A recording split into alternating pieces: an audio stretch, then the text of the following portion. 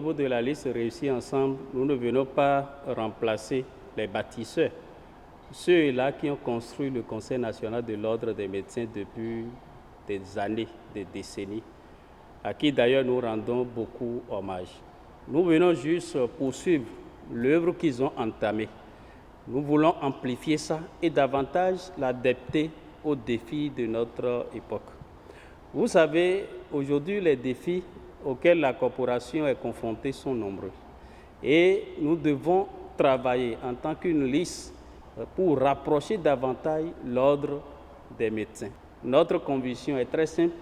Nous voulons bâtir un ordre fort, qui n'est pas simplement l'ordre qui parle beaucoup, mais c'est un ordre qui obtient des résultats pour des médecins, pour les patients et pour notre système de santé.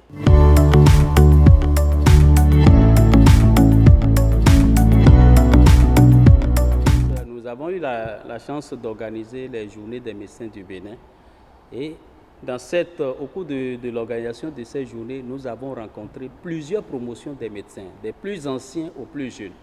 Le message que nous avons reçu des médecins, le message est extrêmement clair. Ils veulent un organe ordinal qui est proche, plus accessible, plus réactif et qui est présent dans leur quotidien. Et beaucoup nous ont même dit d'ailleurs, nous voulons un ordre à notre côté. Et vous voyez, quand on y réfléchit, on a fini par conclure qu'en fait, aucun médecin ne devrait se sentir seul aujourd'hui dans l'exercice de sa profession lorsqu'il fait face à des difficultés. Et c'est ce à quoi aujourd'hui la liste Réussir Ensemble veut remédier.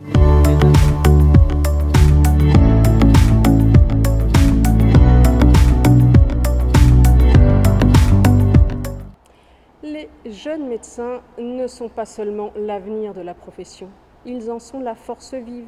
Ils sont donc la force vive dès aujourd'hui, mais dès leur premier pas à la faculté, cette faculté qui est le temple de leur formation. L'ordre se place beaucoup trop tard dans leur accompagnement. Nous allons donc nous insérer beaucoup plus tôt dans leur parcours. Nous allons proposer des choses pour leur insertion professionnelle, pour leur orientation. Nous sommes capables de faire des mappings, des cartographies. Quelles sont les professions en excès, quelles sont les professions en déficit, quels sont les secteurs en excès et en déficit. Nous allons proposer bien sûr le fameux DPC, développement professionnel continu. Et nous allons accompagner de telle manière que leur exercice soit de qualité et pas uniquement de quantité.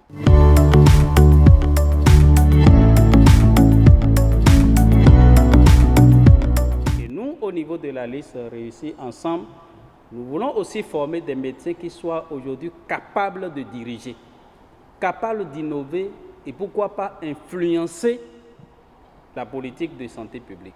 Au niveau de la liste Réussir Ensemble, de créer cette académie de leadership et de management médical qui permettra en fait de développer des compétences indispensables dont le médecin a besoin aujourd'hui pour relever les défis qui sont liés à l'exercice de sa profession, mais aussi les défis qui sont liés au système de santé moderne que nous avons aujourd'hui.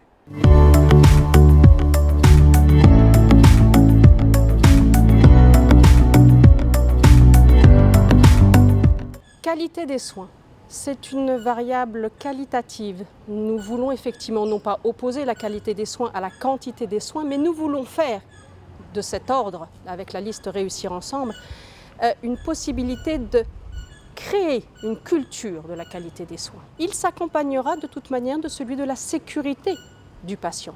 Et là, nous avons une chance énorme. La sécurité du patient ne doit pas être une contrainte administrative ou vécue comme une obligation.